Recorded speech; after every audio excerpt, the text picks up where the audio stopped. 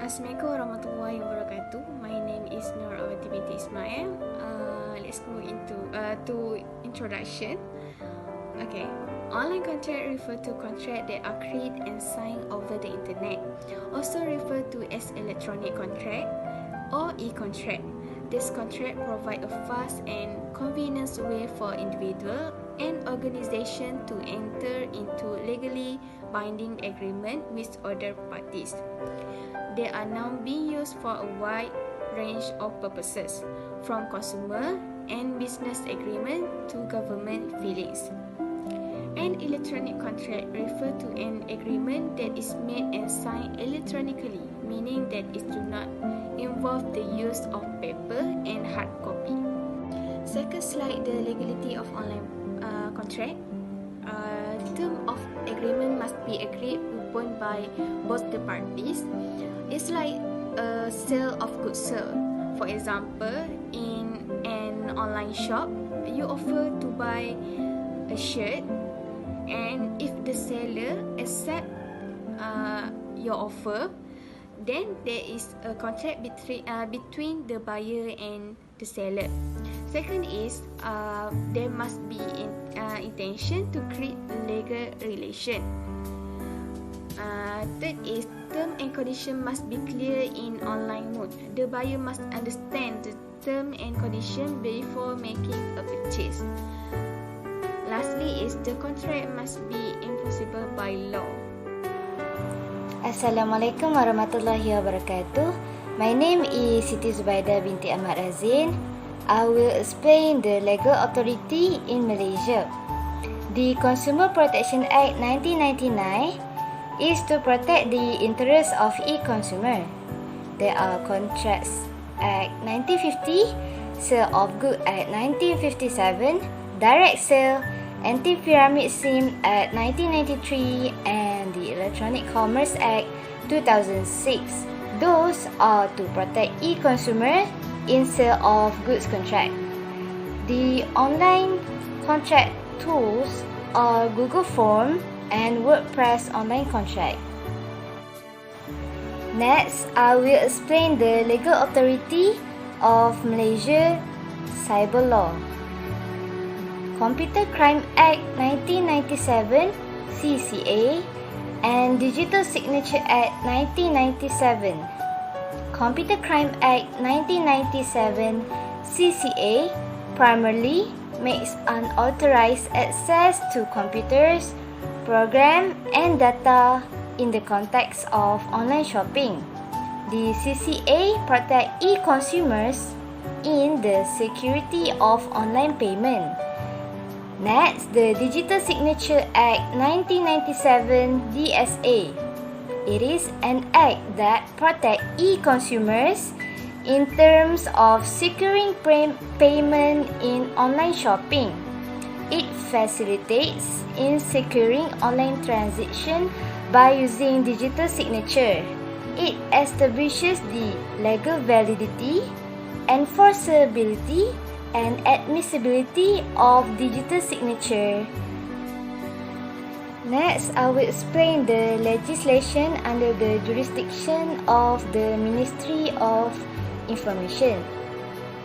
There are Communication and Multimedia Commission Act 1998 and Personal Data Protection Act 2010 that have been used. One of the functions of MCMC is to provide protection to consumers in the information, technology, communications, and multimedia industries. Next, the enactment of the Personal Data Protection Act 2010. The Act aims to regulate the processing of personal data of individuals involved in commercial transaction by data user. It provides protection to the individual personal data from being processed or disclosed without the person's consent. The Act also imposes on a data user to take practical steps to protect the personal data from loss, misuse, modification, unauthorized, accidental access, disclosure, and alteration or destruction. Assalamualaikum warahmatullahi wabarakatuh. My name is Nurdana binti Hashim. I want to tell you some of example online contract that we always use in daily life and some of legal issue that need to be in the contract. Firstly, online grocery shopping. This is an online contract based approach to order groceries through internet. Then, things that need to be in online shopping are consumer right information. The seller must provide information to the buyer before the goods or service are purchased. The buyer must inform the identity and address of the buyer or method of price calculation and any applicable shipping charge. Next are term and condition. This set out the legal basis on which the good or service are supplied to the consumer and include important information. For example, delivery, pricing, and payment term. More importantly, this term enables seller to protect themselves by limiting liability. Seller should take care in preparing any such term to avoid including any term that would be considered unfair under the applicable laws regulating consumer contract. Next are software development and agreeing agreement. For example, e-contract have a click to agree option.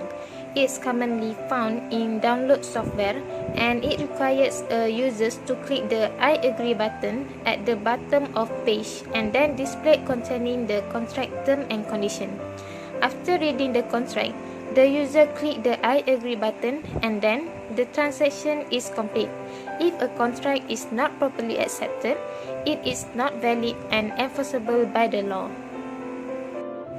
Next example are signing an online form. This is called an electronic signature. Among examples of method in e-signature are clicking an I accept button, typing your name into the signature box, or pasting the scanned version of signature into the signature box. All of these methods commonly called digital signature.